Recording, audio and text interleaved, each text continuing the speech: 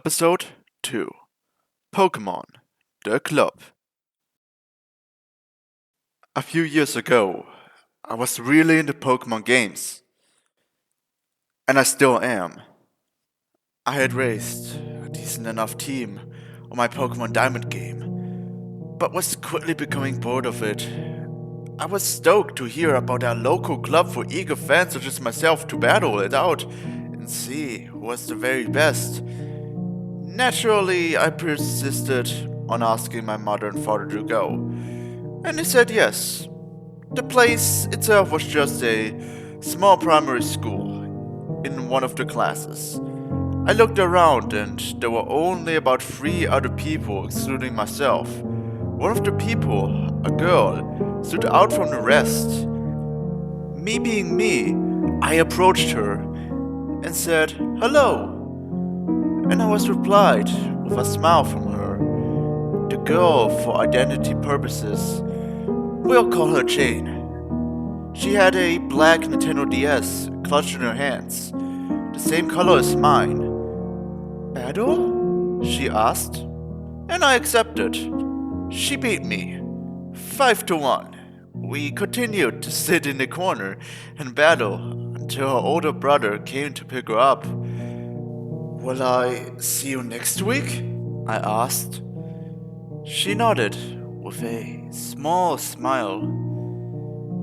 The next week came and I saw Jane. However, her short brown hair was now shaved off and she was completely bald and she looked awfully sick.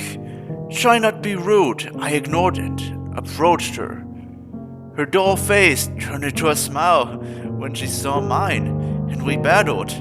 Her older brother came to pick her up again, and I said my goodbyes. That evening, I heard my mom and dad yelling, and my dad came into my room in a fit of rage, slamming the door and taking a deep breath.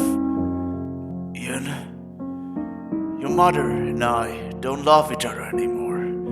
Your mother is moving back to New Zealand, and I want you to go with her, so that at least she can have some company. You understand, right?" he asked, and I nodded. We left the following Saturday morning, and I didn't get a chance to say goodbye to Jane. We started our new life there, and I forgot entirely about Jane. A few years later, I moved back to Australia with my fiancée. We moved into a nice house near my old one and even started our own family. It wasn't until I went to the attic to grab a box that I found it. My old diamond game, safely tucked in a blue pouch. I always kept it in. Memories of the previous years came rushing back, and I remembered everything. The classroom, Jane, our battles, her address, everything. I rushed out of the house, game clenched into my hand, and I found her house. I knocked on the door, and to my relief, Jane's older brother answered. "Ian, is that you?" he asked. Yes, it's me," I said. Jane, is Jane okay?" I asked. He swallowed and sighed. "Jane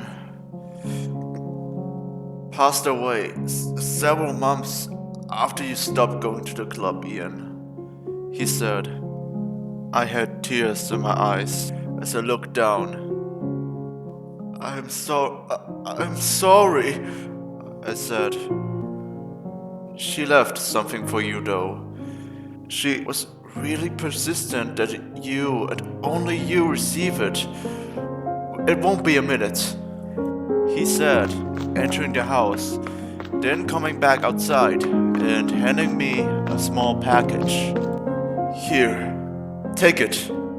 I took it and opened it. Inside was a black Nintendo DS with the game Pokemon Pearl inside. It was Jane's. There was a note attached.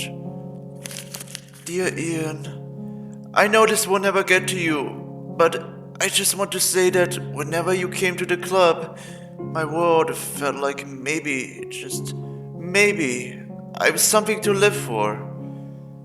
I love you, Ian. I always will love. Jane. I clutched the package tight, with tears rolling down my face. I thanked him and returned home, but when I did, my fiancée asked what was up, and I told her everything I remember. She sighed and hugged me, wiped tears from my eyes, and cuddled with me on the couch. I know why Jane was bored that day. She was diagnosed with brain cancer.